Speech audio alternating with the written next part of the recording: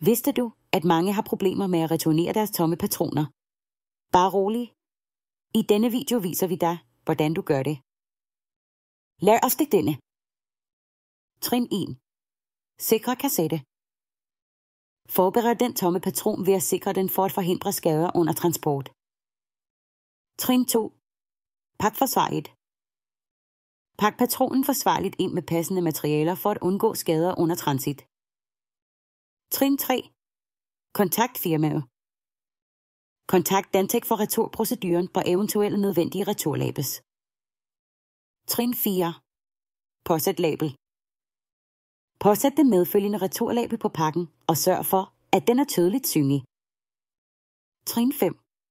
Returner kassette. Send den pakkede patron tilbage ved hjælp af den angivne returmetode. Nu ved du, hvordan du nemt kan returnere dine tomme patroner. Har du stadig brug for hjælp? Besøg vores hjemmeside for den fulde manual. Der finder du også spørgsmål og svar fra andre Dantec-brugere. Fandt du denne video nyttig? Ved at abonnere hjælper du os med at fortsætte med at besvare brugernes spørgsmål. Så abonner på vores kanal. Tak fordi du så med, og vi ses i næste video.